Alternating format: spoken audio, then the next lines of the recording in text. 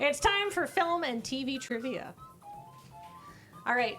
This was done by Kodansky with editing by Catnip and Caprice. Excellent. So, first question. We have... Wait, I can pull it up. There's probably slide notes. I'm so dumb at this. All right, multiple choice.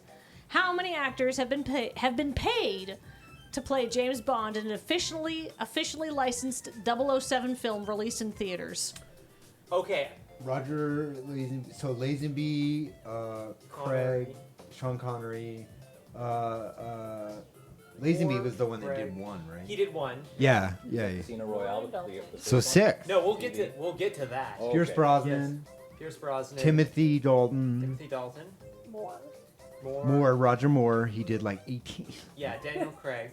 Daniel Craig did 5. So there's like 6 there. 6, yeah. And then there was a Casino Royale TV movie. But that wasn't released in theaters. Yeah. Right. Oh, released It was, in yeah, I think it was on Okay, so CBS. I just want to give some context because I just wanted to double check with engineering. So this is a $5 per right answer trivia challenge, and Don Guard got a 5 out of 10 out of this one. All right. Oh. So this is So- I feel like the wording. I don't know what this is, but I feel like the wording. Paid to play James Bond in an officially licensed 007 film released in the theaters is really specific. Really specific. And I feel like, is there some 6. time... 6? That's the mainline movies, but is there anything like... There's the Casino Royale movie. But that wasn't officially licensed. They Was it were not? like, no, not the first one. The one with like... I'm pretty sure... weird It train wreck was. of a movie. I don't think that was It was official, so was it? bad they adapted another book for the first real James Bond movie. Right. Which is why it was Dr. No. Yeah. Also, his name was like James in Casino Royale. It was, or something. I don't on think Movie that was John. official. I think it was official, and that's why the rights were tied up for so long. What does official Why mean? couldn't They make- licensed the book. Yeah, Yeah, it right. wasn't I think officially it said it. licensed, and there was, I think, at least 2 people who played James Bond in that movie. Okay, so it's like 9 then? But was his name James Bond in Casino Royale? That's what I'm trying to say. Because they Right. Americanized it, I'm pretty sure. It was Jimmy Bond specifically. Jimmy Bond? Oh, was it Jimmy Bond? Oh, so that Good doesn't point, count. Michael. Oh. See, this is like secretly like not. Oh, I don't know, right? 6. 6, you think? We're going to say 6? 6. I Okay, feel like Mikey. that's- Yeah. All right. 9? Wait, whoa. Okay, what is the breakdown? Citation needed. Here? Well, let me pull up. Do I have any presenter notes here? Was he slack for notes? Oh, shoot. Notes are here. Wait, no, because Sean Connery came back to play All James right. Bond in the other movies, but Okay. Still Sean Connery. it was still Sean Connery. How is it 9? Oh, okay. How many actors have been paid to play James Bond in an officially licensed 007 film released in Some get theaters? replaced before. Fun fact. Sean Connery, George Lazenby, Roger Moore, Timothy Dalton, Pierce Brosnan, Daniel Craig. Or 6. That's for the 6. Yeah. With special guests David Niven, Casino Royale, 1967. Yeah. John Gavin, signed after George Lazenby left, but Sean Connery decided to return. Oh. Wait, I'm sorry. Are we not allowed to argue that his name is not James Bond in the Casino Royale adaptation, not released in theaters? I want an asterisk on this question. I am sorry. David Warbeck, under contract to play Bond in case Moore decided to leave when his contract was up, but Moore kept making more movies. So there's 2 dudes, John Gavin and David Warbeck, who could have been James Bonds. But instead we got more and more Connery. So the answer is 8. Weird. Okay, well, Alright I don't then. think we got it right no matter what. No. Wasn't going to get that. Okay, Oh, there we go. our next question. Which Muppets existed prior to the pilot episode, The Muppets Show, Sex and Violence? Was it Statler and Waldorf, Sam the Eagle, Swedish Chef, or Rolf the Dog? 'Cause- Rolf the dog. Rolf the Dog? I Wow, feel that was just... Well, yeah, he was on the Jack Parr show way back when.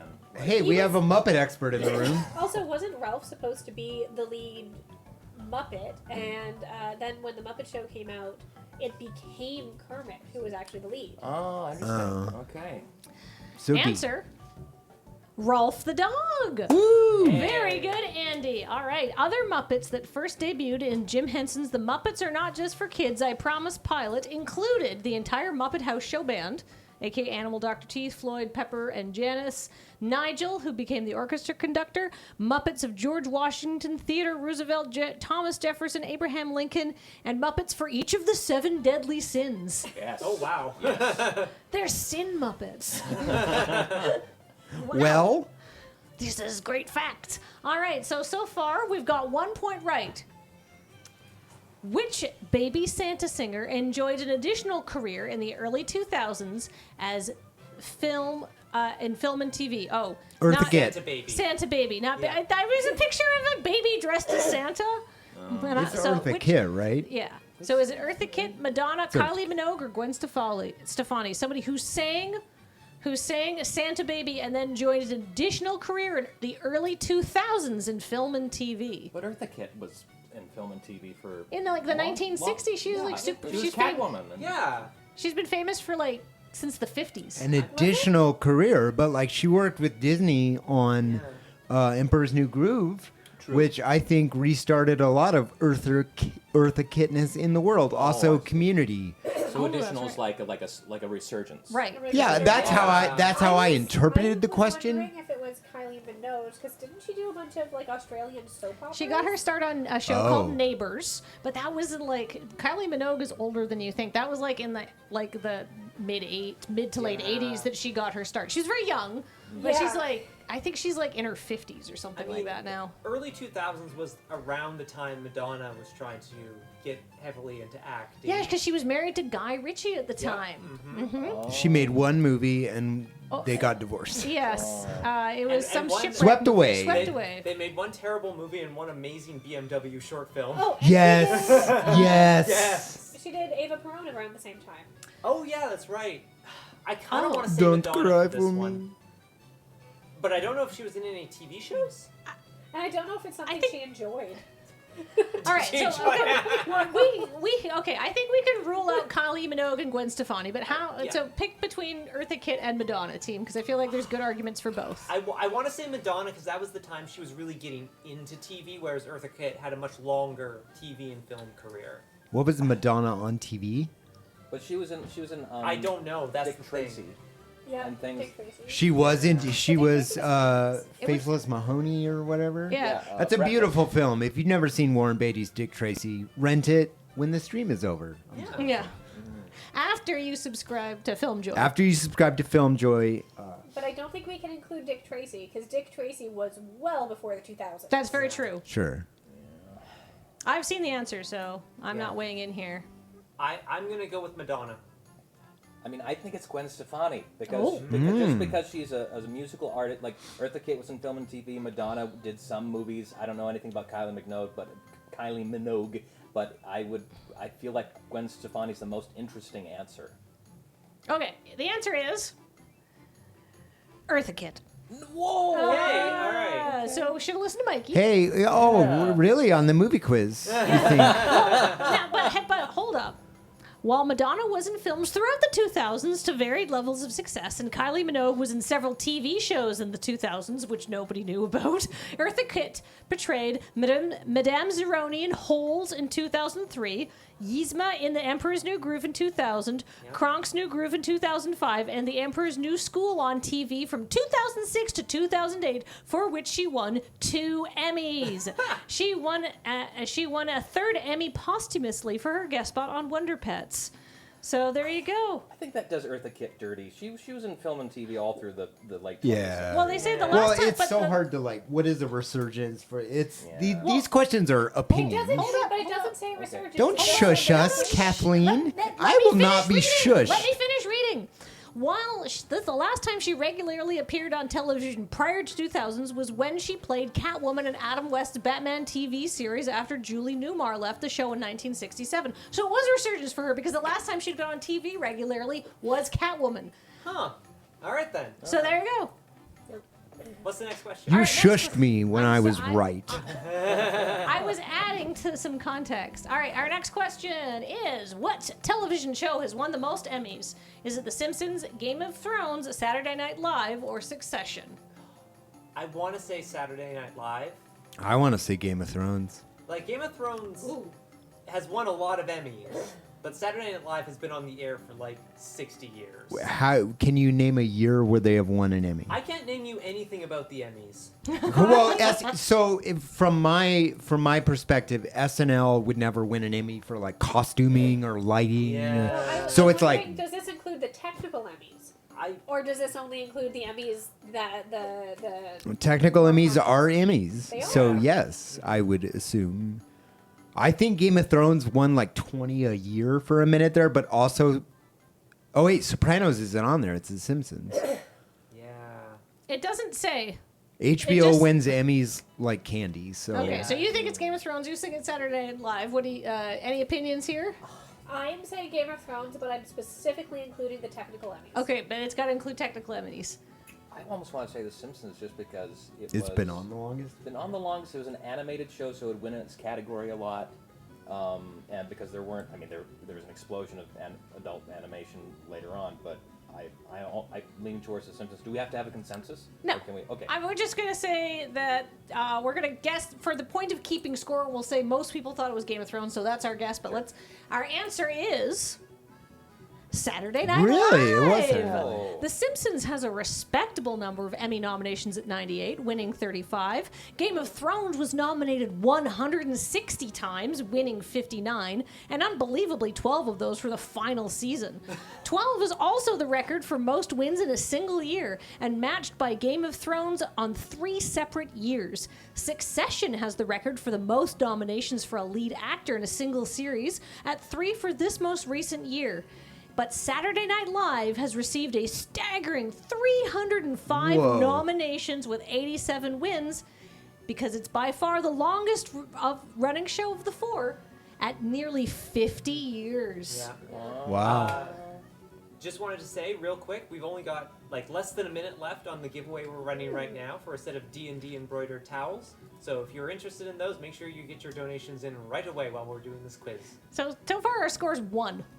And we're trying to beat 5? All right. I've never seen SNL win an Emmy. My brain is like leaking out of my ears right now. I'm wondering if it's technical, if this specifically includes technical Emmys, because something that is live and runs for that long, I would expect to be doing a bunch of sound editing. I didn't think about that. Yeah, in that. Okay. All right, moving on. The Matrix's digital raining code effect utilized throughout the series is actually derived from a recipe for what? Like, you know when they have like the Matrix code letters drop Yeah. down and they sort of flicker in and out like rain, but it's like green? What do you- That effect? Does- It's adapted from a recipe It's adapted from a recipe for what? Oh. It's derived from recipes for what? So like all that I want to say ramen. Me too. ramen? It's Yeah. sushi, ramen, I mean, dango, Well, the or yakitori. Wachowskis are in America at the time, Yeah. and ramen is the one that would come with packaging on that list, unless they were big yakitori fans. Yeah. That makes sense. I don't have anywhere to start for this one. All right, so I- we're just I- gonna go I'm ramen. just gonna go with ramen because ramen has. I figure it's either ramen or sushi, and ramen has more complicated recipes than sushi. All right, Sure. it is sushi. Does sushi have a recipe? I am so confused. by Simon wording in Whitley this and quiz. Justin Marshall were the digital artists responsible for the now iconic digital rain effect. While Whitley found inspiration from his wife's many cookbooks, lifting the katakana directly from the cookbooks and leaning on Justin's digital skills to make the falling effect come to life. So basically, if you read Japanese, instead of seeing this like, oh, neat falling rain effect, you'll see like sushi ingredients flash Hey, up. Tara, we're gonna watch The Matrix later. Freeze frame. So there you go. All right, now on to the short answer rounds. Is it a multiple choice? Just come up with an answer. First up, what television show sports a staggering 3,278 original songs? Sesame Street. Sesame Street. That's a. Yeah. That's a really good guess. That is I'm a prepared to astonishing say guess. Yeah. that no one is weighing in from over there. So let's say Sesame Street. Answer. Andy, you know so much about the Muppets. It's Sesame Street. Yay. You said it so fast that was like Andy gets this one. Like, So, because Sesame Street has run for over 50 years and has 4,764 episodes, it's basically they've just come up with a lot of songs. Wow. But if you want to see, apparently the show with the best ratio of original songs to episodes, because of course Sesame Street has been going for almost 50 years, so a lot of those songs have been repeated just because of how long it's been going on. Phineas and Ferb has 350 songs and only 218 episodes in a movie. Oh wow! So that's like more. That's like 1.6. Yeah, something 1.6 songs per episode. You'd have to check my math on that. It's just that's a vibe check on what that is. But anyhow, yeah. So there you go. All right, next question. The first words uttered on MTV were, "Ladies and gentlemen, rock and roll." What was playing as these words were spoken? What image? Video killed the radio radio star star was the or first the song. astronaut. Yeah, that was the first song. I'm pretty sure it was the moon landing. Okay, yeah. Because The I moon think landing? the moon guy is MTV's whole thing back in the day. Andy? Yeah, the Yeah. landing sounds All right, right. you guys are so close. Oh. It was actually the Moon Man. launch of the Oh, Columbia really? Space Shuttle. It was very space related. Wait, what? So I have the Moon Man and everything, but it was the launch of the space shuttle. Huh. Never heard that before. Yeah. All right, next. 35 years before Barbenheimer, Studio Ghibli released two films. Did I say it right? Ghibli? Ghibli? Just so you know, Chad is having a war about the pronunciation of this, which I knew would happen. Yeah. It's a hard G, by the way. FYI, everybody. Ghibli? Yeah, so Ghibli? I wanted to win. I was like, I've heard everyone pronounce it wrong for long enough. I know. Ghibli.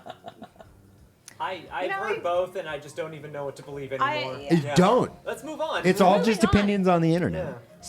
This studio of varying pronunciations that Hayao Miyazaki runs released two films as a double feature, possibly traumatizing an entire generation. What were the two films that released together in a double feature? My Neighbor Totoro, Grave of the Fireflies. Grave with the Fireflies. Yeah, it has to be. Correct. Yes, that is the most infamous double feature of all time.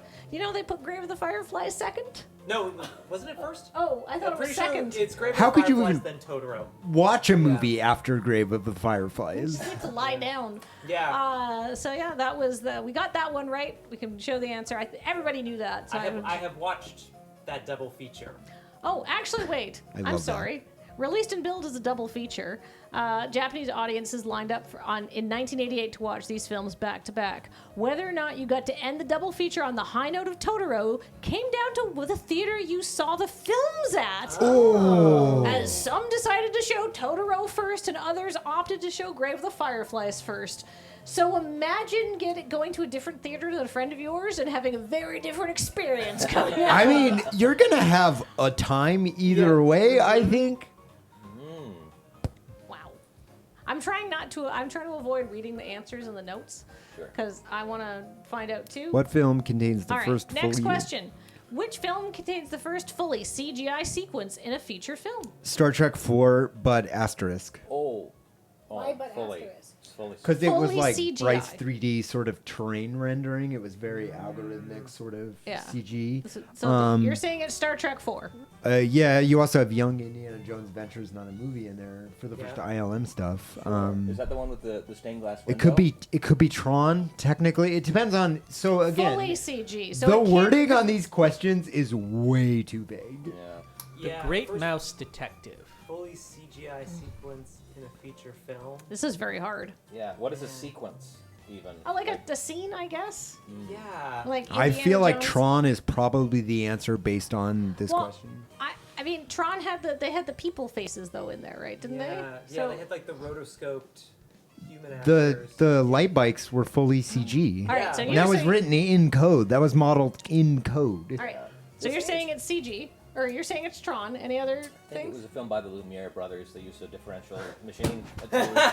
Arrival of a train, I believe. The answer is Star Trek II: The Wrath of Khan. The Genesis effect sequence from Wrath of Khan was put together by Oh wait, did I Lucas. say 4? I meant 2. Was put It's together in the documentary. Oh. by Lucasfilm's computer division, many employees of which had worked on Star Wars. Later on, the entire computer division of Lucasfilm would be purchased from George Lucas by Steve Jobs, and thus Pixar Studios was founded. Yep.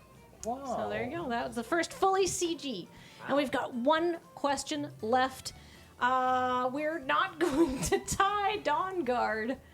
Well, If Night Watch has to do this, don't tell them how bad we did compared to Dawn Or Guard. do. Which horror film had an English and Spanish version in production simultaneously? Dracula. Dracula. Which Dracula? The first one? Yeah. The different- yeah. Sort of late Nosferatu. 30s, 36, 37, Early 38. 30s? I thought it was late 30s. It's in the 30s. I unfortunately saw this answer on the screen earlier, so I will Oh. not say anything. All right, it is Dracula. Hey. Oh, 31. It was early 30s. Both versions of the film were produced at the same time using the same sets and screenplay, but with different actors and altered costuming. So just like clear one set of people out, then do the same shot again with the different That group of is a people. production miracle. Like Whoever the- that producer was Yeah, like the English version would shoot during the day, and then the Spanish version would shoot at night. is Holy beautiful. crap. So, but most critics agree that the Spanish version is the overall better film and sticks closer to the screenplay than the English version. That's funny. And its runtime is nearly 30 minutes longer. Cool. The only reason that I knew this one is so my brother-in-law is from El Salvador originally, so I have an entire Spanish-speaking side of the family. Oh. At least one of whom is a huge nerd.